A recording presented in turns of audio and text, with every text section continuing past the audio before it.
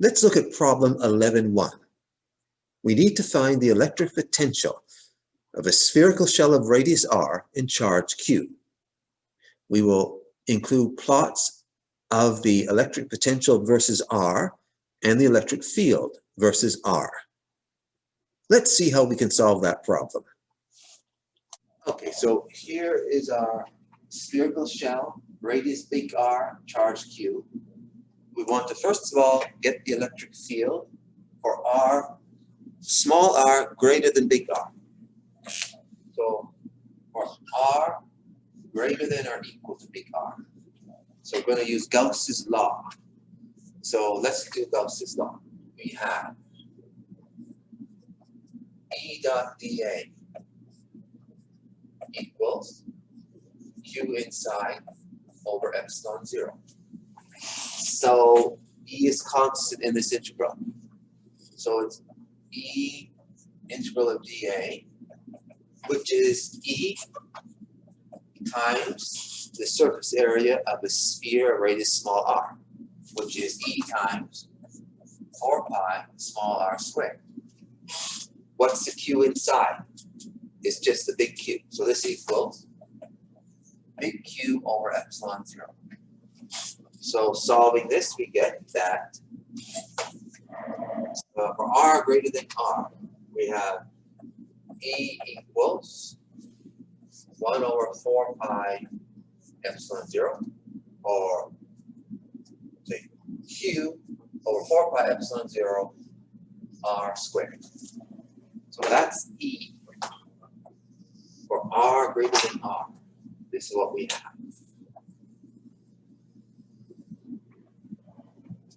Now, what do we have for r less than big R?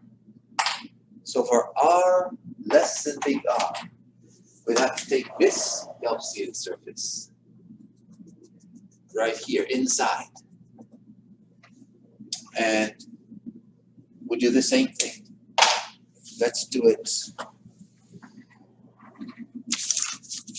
No, let's try the black. So for r less than big R, E dot dA equals Q in over epsilon 0. But Q in is 0. There's no charge inside. So it equals 0. So therefore, E equals 0 for r less than r. So that's another result. So those are the E's. So now we have the E. And what we have to do is we have to find out what V is. But we know the relationship between E and V.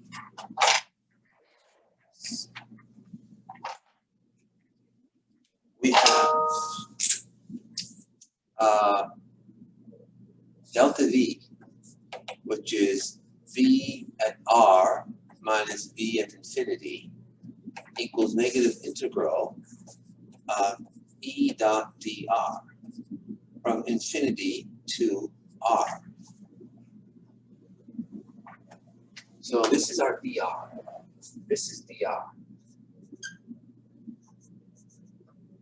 So we're going to do E dot dr. R goes from infinity to this value of R. Or you could even look at this differently. It's R to infinity of E dot dr. Another way to look at it. So this thing here, E dot, this is the work done by the field, moving from R to infinity. Or you can think this way, this is the work which you have to do.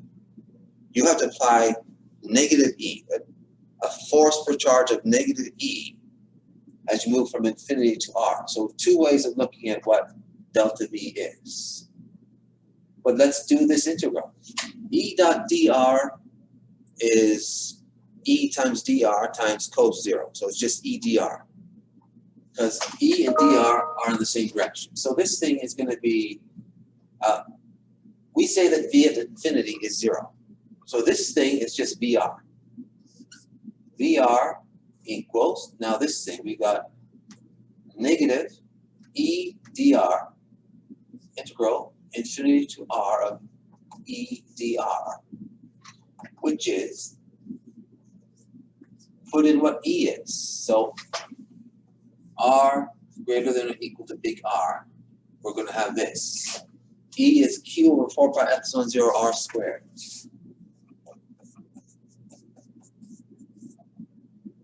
R squared dr. This integral is negative 1 over r.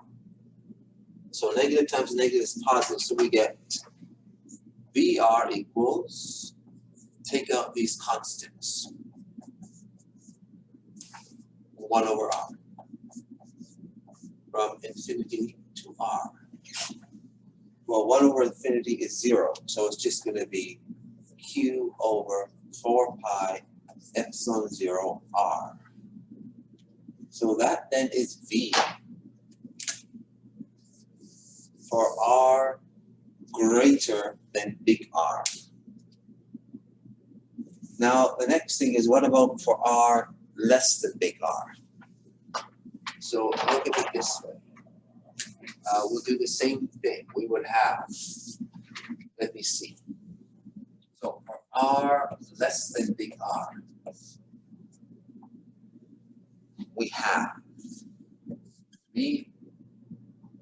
Vr minus V infinity equals, of course, negative integral infinity to r of e dot dr. We'll divide into 2 steps. First, infinity to big R.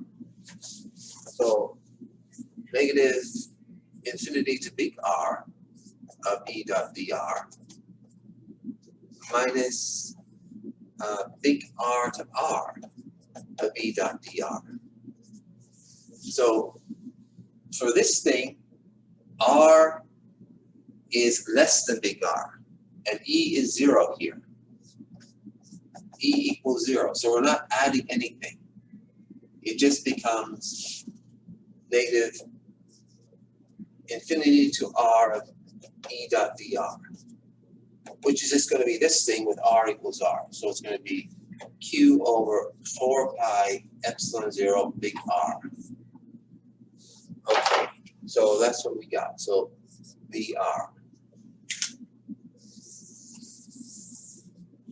So this one is for R less than big R. This is for R greater than or equal to big R. So you see what happens. E is 0 inside that spherical shell. So there's no change in potential. Potential just remains constant when we're inside the spherical shell. So if you were to make a plot of V versus R, here's what you would have. You would have something like this. This is R, this is V. This is big R, so it's going to be like this. And then it's going to be constant. So inside the spherical shell, the V is constant. And what's the constant value? It's Q over 4 pi epsilon 0 big R. This is hard to see.